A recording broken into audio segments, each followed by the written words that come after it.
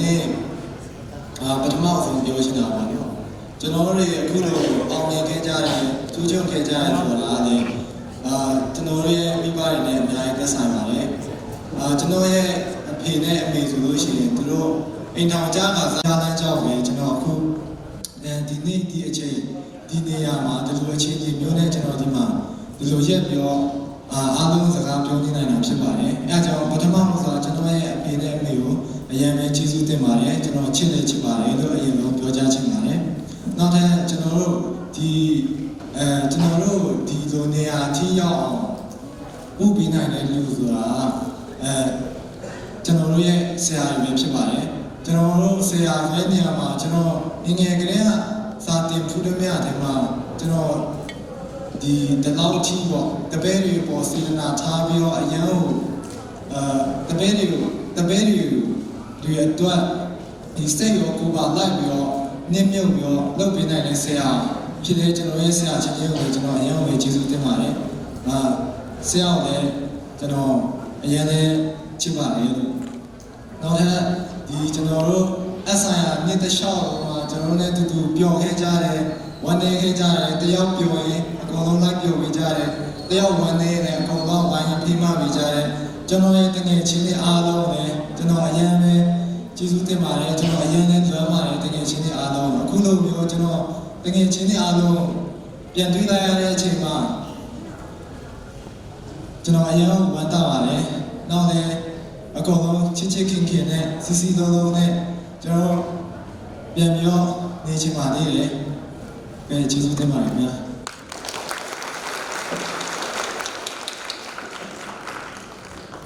ခုလိုမတရားစကားပြောကြတော်ရည်ဒီလေးခွန်ကျော်တက်စာသူရဲ့ကျေးဇူးတင်ရှိရပါတယ်ခင်ဗျာဆက်လက်ပြီးမှဒါလေးနန်းတတေဦးနေပြီးတော့မတရားစကားပြောကြတတေဦးပဲဖြစ်ပါတယ်ဒီမှာဒီစနတန်နဲ့ချိန်ပေါအောင်ပြီးတော့ဒီလိုကွန်ပျူတာပွဲတဲလို့ရအောင်ညီမအားနေမဟုတ်ဘူးဆရာအောင်ဆမမဖူအောင်အညာပါပါတယ်ညီမတယောက်ထဲနဲ့ဆိုရင်ညီမဒီတနေ့ဆိုတာရုံလုံးနိုင်မှာမဟုတ်ပါဘူးအဲ့ဒါကျွန်တော်ဖန်နောက်ကနေပတ်လာတယ်တရားလည်းဖြစ်ပါတယ်ကဲကျောင်းပြန်ကြတဲ့အဲ့ဒီလုံးများယူရှင်ကျောင်းဆက်ဆံမများကျောင်းသမီးပါးတွေနဲ့တကယ်ချင်းကျောင်းသားကျောင်းတွေအားလုံးမင်္ဂလာပါလို့နှုတ်ဆက်ပါတယ်ကျွန်တော်နာမည်ကတော့ဆိုင်းတော်စင်ချန်ဖြစ်ပါတယ်ခင်ဗျကျွန်တော်ကတော့အရင်တော့ဆိုလို့ရှိရင်ဒီစနစ်တဲ့ကိုမ join ခင်ရအောင်เนาะကျွန်တော်ကစနစ်ဟောင်းကနေပြီးတော့လာလေးလို့ဖြစ်ပါတယ်အဲ့တို့ကြောင့်လို့ဒီစနစ်တစ်ကိုလာပြီးတော့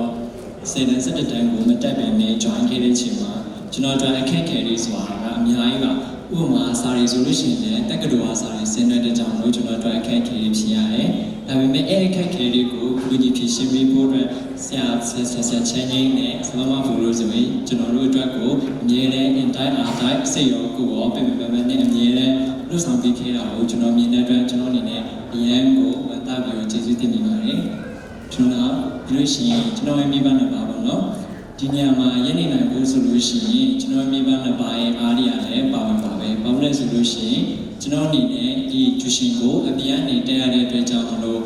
မနက်ဆိုလဲမနက်စောစောစီကျွန်တော်အဖေကျွန်တော်အမေမြောက်ကပေါ့နော်ကျွန်တော်အတွက်မနက်စာတွေအတူပို့တွေအများနဲ့ပြင်ဆင်ပေးခဲ့ကြတယ်။ပြီးတော့ညဆိုလို့ရှိရင်လည်းညနေအထိစောင့်ပြီးလို့ရှိရင်ကျူရှင်တွေလာကြိုပေးကြတယ်။အဲ့အတွက်လည်းကျွန်တော်အနေနဲ့ဒီဘဏ္ဍာပါကိုလည်းကျေးဇူးတင်ပါတယ်။ချစ်လည်းချစ်ပါတယ်လို့ပြောချင်ပါတယ်။ပြီးရှိရင်ကျွန်တော်ရဲ့တငယ်ချင်းတွေပေါ့နော်ကျွန်တော်ရဲ့တငယ်ချင်းတွေညီလေးညီမတွေပေါ့နော်ဘာလို့လဲဆိုလို့ရှိရင်ကျွန်တော်ကတူထဲတက်တဲ့နေကြည့်လို့ပါ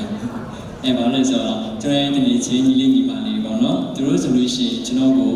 ပေါ်လဲယုံကြည်ပြီးကြတယ်ကျွန်တော်လုံးနိုင်တဲ့ potential ကိုလည်းသူတို့တုံ့ပို့ပြီးတော့သူတို့ကသူရဲ့ state ထဲပြီးပေါ့နော်အဲ့လို silently ကျွန်တော်ကိုအဲ့လိုအားပေးရတယ်ကျွန်တော်မြင်ရတယ်ကြားရတယ်အဲ့အတွက်ကြောင့်မလို့ကျွန်တော်ရဲ့တငယ်ချင်းလေးတို့လည်းကျွန်တော်ကျေးဇူးတင်ပါတယ်ကျွန်တော်အခု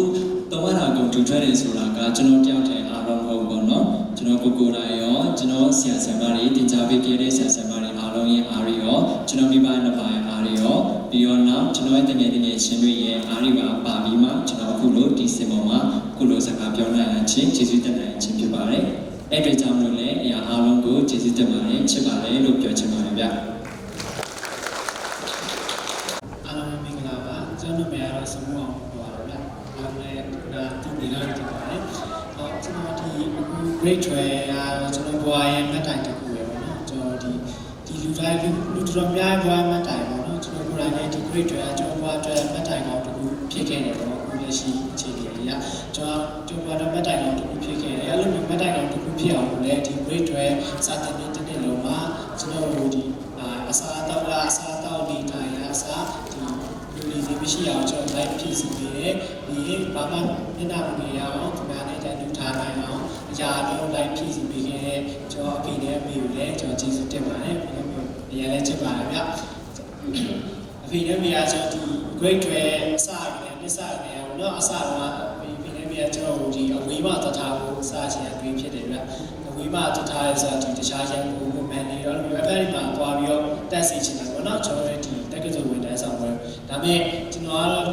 အဖေတို့ပြောကျွန်တော်ဒီမှာပဲတက်ချင်တာပေါ့နော်ကျွန်တော်ကဒီဆရာ session လေးကိုပေါ့ကျွန်တော် session လေးနဲ့ဒီ SIR ကိုကျွန်တော်ရုပ်ပြီးပေါ့ကျွန်တော်ဒီပုံစံနဲ့ guide တွေဒီမှာဖြစ်ဒီမှာနေကျွန်တော်ဖြစ်မြောက်မယ်လို့ကျွန်တော်ရုပ်ကြည့်ရလို့ပြောခဲ့တယ်ပေါ့နော်အဲ့တော့အဖေနဲ့မိယာနဲ့ဒီအတင်းမလုပ်ပဲနဲ့ကျွန်တော်ရုပ်ကြည့်မှုကိုသူတို့အပေးပြီးတော့လက်ခံပေးခဲ့တယ်ပေါ့နော်ဒီလိုမျိုးဒီအနေအဝိုင်းလေးများစွာချက်ဒီမတိချာတဲ့ကိစ္စကိုမှကျွန်တော်ပေါ်ရုံကြည့်ပေးခဲ့တဲ့အတွက်အဖေနဲ့မိအတွက်ကျေးဇူးတင်ပါတယ်နောက်တစ်ခုကဒီကျွန်တော်တစ်နှစ်လုံးပါပေါ့နော်ကျွန်တော်ဒီအခုဒီ grade 12ဒီတက္ကသိုလ်ဝင်တဲ့နှစ်မှာဆိုရင်ကျွန်တော်တစ်နှစ်လုံးမှာဒီလက်ရှိဒီ၅ဘာသာရေးထွက်တာဒီထွက်နိုင်နေဝင်တာကျွန်တော်အမှန်တမ်းပြောရရင်ကျွန်တော်ဒီတစ်နှစ်လုံးမှာကျွန်တော်စိတ်မငြိမ်ခဲ့ဘူးเนาะကျွန်တော်ငယ်ကလေးကစာလုပ်လာတဲ့အခြေခံတော့ပါတယ်ဒါပေမဲ့ကျွန်တော်ဒီတစ်နှစ်လုံးမှာကျွန်တော်စိတ်ကစားနေတာစိတ်ဒီနေရာကိစ္စလိုက်ပါသွားတာဒီကိစ္စလိုက်ပါသွားတာစိတ်ညစ်နေတာစိတ်ကြတယ်အဲ့လိုမျိုးဟာတွေပဲများနေခဲ့ဘူးเนาะဒါပေမဲ့အဲ့လိုမျိုးများနေခဲ့တာတွေကိုကျွန်တော်အမြဲတမ်းထိကြောင်ပြီးတော့ဒီအခုလက်ရှိအထိရောက်အောင်တိုးပို့ပြီးခဲ့တဲ့ကျွန်တော်ဆွေးခေါ်ပြီးခဲ့တဲ့ကျွန်တော်ဆရာချန်နေနဲ့ဆရာမဖူးကျွန်တော်ကျေးဇူးတင်ပါတယ်ကျွန်တော်ဒီအစတော့ကျွန်တော်ဒီ grade 10 implement 3နှစ်လုံးဆရာကျွန်တော်တွေ့ခေါ်ပြီးခဲ့တာပေါ့နော်ဒီကျွန်တော်အစတော့ဒီကျောင်းတော့မတက်တော့ဘူးပေါ့နော်ကျောင်းမတက်တော့ပြင်မှာပဲလုံးလုံးတော့မှလို့ကျွန်တော်တွေးခဲ့ဆိုတော့ဒီကျောင်းကဘာမှလုပ်မရဘူးပေါ့နော်ကျောင်းစမှလည်းတော့တာမဟုတ်ဘာလုံးမှလည်းပါအဲ့လိုတွေးခဲ့အောင်ဘာမှဖြစ်မြောက်မှာမဟုတ်တွေးခဲ့ဒါပေမဲ့ဆရာချင်းကြီးကကျွန်တော်ဒီ grade 10လောက်ကနေကျောင်းပြန်တက်ဖို့အတွက်ဆရာကျွန်တော်စိတ်ကိုတေချာထိန်းကျောင်းပေးခဲ့တာပေါ့နော်အဲအကြောင်းလို့လည်းကျွန်တော်လက်ရှိအထိဖြစ်လာခဲ့တာပါအဲအကြောင်းလို့ကျွန်တော်ဆရာချင်းကြီးနဲ့ဆရာမဖူးထပ်ပြီးကျေးဇူးတင်ပါတယ်ဗျပြီးတော့ဒီလက်ရှိဒီပွဲလာနေတဲ့သူတွေအားလုံးလည်းကျွန်တော်ကျေးဇူးတင်ပါတယ်ဟုတ်ကျွန်တော်လည်းရှင်းလာပါမယ်ဗျအားလုံးကျေးဇူးတင်ပါတယ်ပါတယ်ပထမဆိုအနေနဲ့ညီမကိုကျွေးမွေးပြုစုဆောင်ရှောက်ပေးခဲ့တဲ့မမေနဲ့ဖေဖေတို့ကိုကျေးဇူးတင်ပါတယ်ပြီးတော့ဒုတိယအနေနဲ့ကျတော့ဆရာဆရာမပညာသင်ကြားပေးခဲ့တဲ့ဆရာဆရာမတို့ချင်းစီကိုကျေးဇူးတင်ချင်ပါတယ်ရှင်တတိယအနေနဲ့ကျတော့ grade 12တနေ့လုံးတော့ဒီ SIR အကြောင်းမှာ SIR အဆောင်မှာတနေ့လုံးပဲကျေးဇူးပါဒီမှာဒီမာလီတို့ရဲ့မတရားစကားလေးကပြည့်စုံပြီးတော့အမတမအောင်ကိုယူဝါပြောပျော်ရွှင်ရပါတယ်နော်ဆက်လက်ပြီးမှတော့ကျွန်တော်လာကြတဲ့ကျွန်တော်ပြီးတော့အားလုံးရဲ့ကိုယ်စားဒီလေးမှာစိုးမိုးအောင်ရဲ့ဖေးရနေပြီးတော့အမတရားစကားပြောကြမှာဖြစ်ပါတယ်ခင်ဗျာဒီလေးမှာစိုးမိုးအောင်ရဲ့ဒီကဆုလေးကိုကပြီးတော့စင်ပြီးတော့တွဲရဖို့အတွက်ဖိတ်ခေါ်ပါတယ်ခင်ဗျာဟုတ်ကဲ့အားလုံးကျေးဇူးတင်ပါတယ်လာအားပေးကြတယ်ဟုတ်ကဲ့ကျွန်တော်ဒါလည်းကျွန်တော်လိုချင်တဲ့ပုံစံမျိုးရအောင်လုပ်ပေးခဲ့ပါ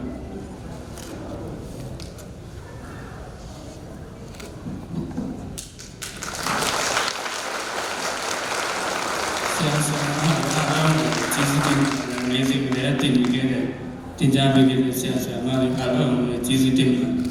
ဒီစတဲ့လည်းကျွန်တော်ကျေးဇူးတင်ရှိပါတယ်မိပါဆရာစနေမိသားစုအားလုံးလည်းကျေးဇူးတင်ပါတယ်ဒီလိုပဲကျွန်းတွေဆုံးမခဲ့တဲ့ဒီတဲ့ရည်ဒီရောက်လိမ့်မယ်ဆိုရှိလာပညာရေးတစ်ခုတည်းမဟုတ်ဘူးဒီလိုရချင်းကြီးမှုဆက်ဆံအားလုံးအကူလုံးဘက်ဆုံးထိတိတ်ပြီးလာဒီဆရာတွေပါဒီစီပါဟုတ်ကဲ့ပါဒီမှာစိုးမိုးရဲ့